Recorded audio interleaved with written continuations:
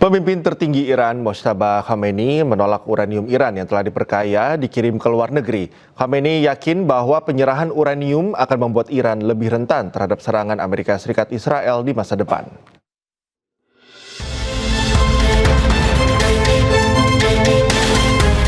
Ketegangan antara Amerika Serikat dan Iran terus berlanjut lantaran kedua belah pihak belum kunjung menyetujui proposal damai berisi syarat-syarat untuk menghentikan perang. Pemimpin tertinggi Iran, Mojtaba Khamenei, dilaporkan telah menginstruksikan agar uranium Iran yang telah diperkaya tak boleh dikirim ke luar negeri.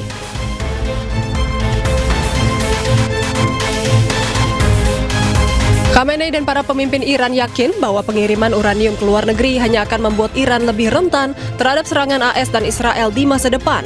Hal tersebut dikatakan saat negosiasi antara AS dan Iran tengah diperjuangkan para mediator. Sedangkan salah satu syarat utama damai dari Amerika Serikat menuntut agar seluruh stok uranium Iran diserahkan atau dipindahkan ke luar wilayah negara tersebut. Dengan adanya pertentangan terkait syarat utama dari kedua belah pihak, apakah penghentian konflik di Timur Tengah semakin sulit tercapai? Pemukim Zionis kembali melakukan serangan pembakaran terhadap warga Palestina yang mengakibatkan seorang bayi harus dilarikan ke rumah sakit akibat terlalu banyak menghirup asap. Dua orang sopir Palestina yang mengangkut bantuan kemanusiaan juga tewas diserang oleh pemukim Israel. Para pemukim Zionis Israel melakukan pembakaran terhadap rumah keluarga di Masafer Yatta, Palestina. Dalam serangan ini, para pemukim Zionis Israel memotong teralis besi jendela agar bisa menyiram rumah dengan bensin. Akibatnya seorang bayi terpaksa dilarikan ke rumah sakit lantaran terlalu banyak menghirup asap. Kandang ayam serta tungku roti milik keluarga ini juga ikut dihancurkan. Selain melakukan pengusiran dan juga pembakaran rumah, pemukim Israel menyerang sopir truk yang tengah mengangkut bantuan kemanusiaan. Akibatnya dua warga Palestina tewas dalam serangan ini. Pasukan pendudukan Zionis di tepi barat sengaja menyerang sumber penghidupan mereka. Hal ini merupakan bagian dari kampanye pembersihan etnis Israel yang lebih luas.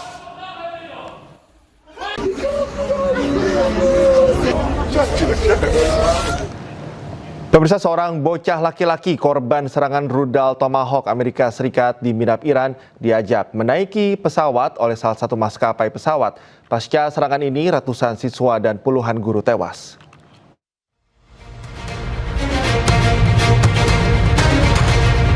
Seorang bocah laki-laki korban serangan rudal Tomahawk Amerika Serikat di kota Midap, Iran diajak menaiki pesawat oleh salah satu maskapai pesawat.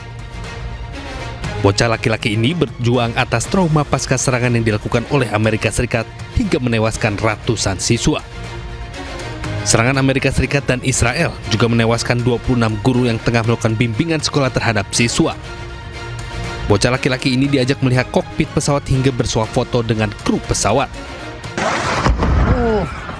Selain itu, Amerika juga menghindari tanggung jawab atas serangan mematikan terhadap sekolah di kota Midap, Irak pada 28 Februari yang menewaskan 155 orang pada hari pertama perang.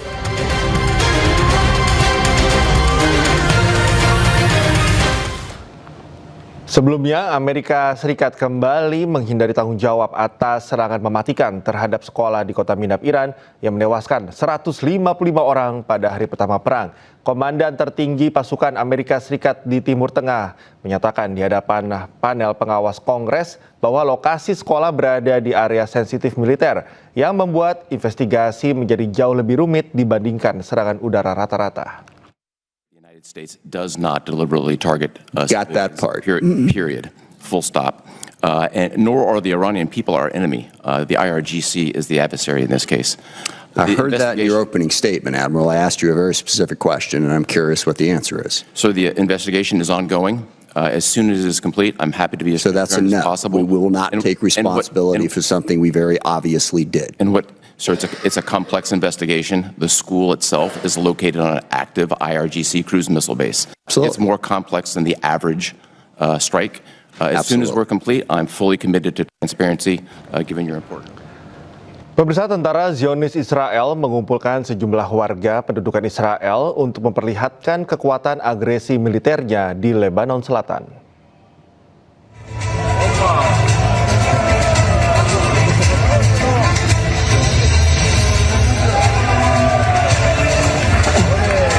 Terlihat pada serangan ini, Zionis Israel membombardir Lebanon Selatan dan mengakibatkan sejumlah gedung hancur. Sejumlah warga Israel juga mengabadikan serangan Zionis Israel ini dengan ponsel. Selain itu, warga Israel merayakan dan tertawa atas serangan agresi militer Zionis Israel ke Lebanon Selatan.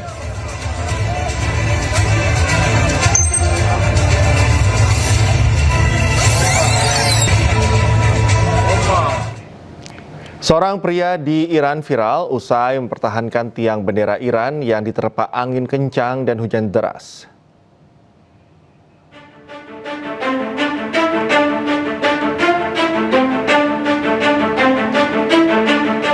Aksi pria ini viral di media sosial.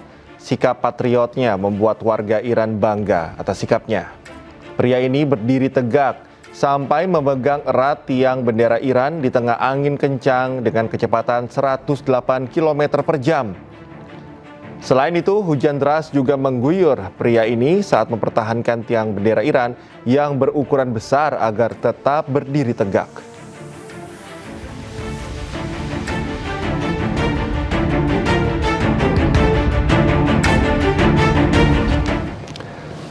Serangan Israel menghantam pusat kesehatan di kota Hanoye, distrik Tire, Lebanon Selatan. 4 para medis yang tengah bertugas tewas dalam serangan tersebut.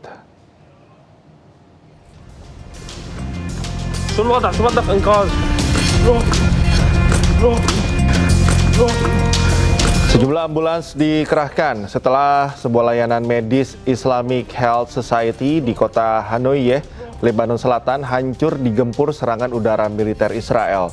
4 para medis dilaporkan tewas dalam serangan udara pada Jumat dini hari.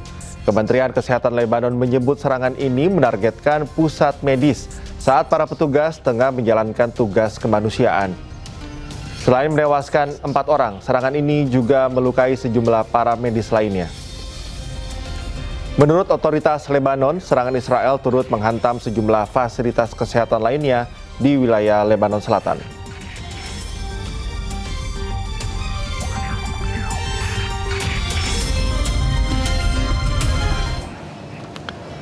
Drone Hizbullah kembali menghantam fasilitas militer Israel. Kali ini, drone kamikaze Hizbullah menghancurkan sistem pertahanan udara Israel atau Iron Dome.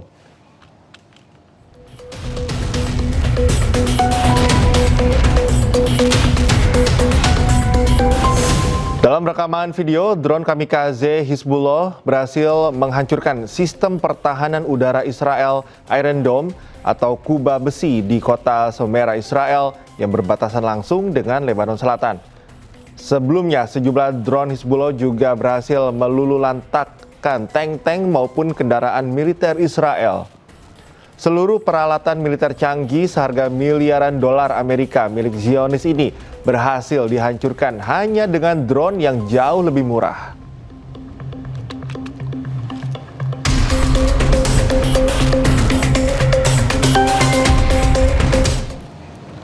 Rumah sakit Hebdin Lebanon mengalami kerusakan parah menyusul dugaan serangan udara Israel di dekat fasilitasnya. 2 orang tewas akibat serangan tersebut.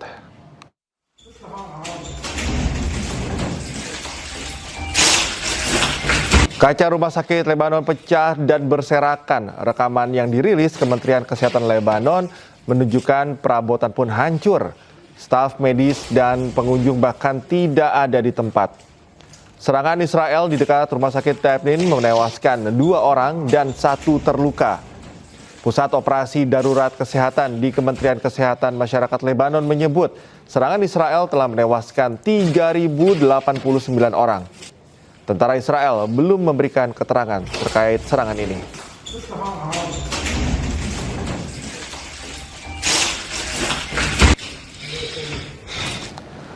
Empat orang tewas usai Israel melancarkan serangan udara di Tire, Lebanon. 11 korban diantaranya berasal dari satu keluarga yang sama.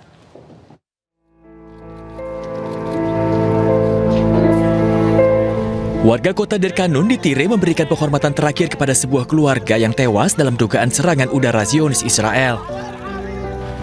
Para wanita menaburkan mawar di atas ambulans yang membawa jenazah selama prosesi pemakaman sebelum para korban dimakamkan. Foto-foto anggota keluarga yang meninggal juga terlihat diletakkan di atas peti mati selama upacara tersebut. Menurut laporan, 14 orang tewas dan 3 lainnya luka-luka dengan 11 korban berasal dari keluarga yang sama. مجزرة رهيبة مثل ما كنتم شايفين. هلا عندنا 8 شهداء رح ندفنهم نفس العائلة أطفال ونساء. العدو بيقولوا إنه هذه بنية تحتية. لا في بنية تحتية، هي الأطفال معقول يحطوا بنية تحتية تحت عند أطفال ونسوان وأولاد. فالعدو معود على الشغلة بده يعمل مجزرة. ونحن بقول مثل ما أقول بشر الصابرين. Tim penyelamat terus melakukan operasi pencarian orang hilang di bawah reruntuhan. Sementara tentara Israel belum memberikan komentar terkait serangan ini.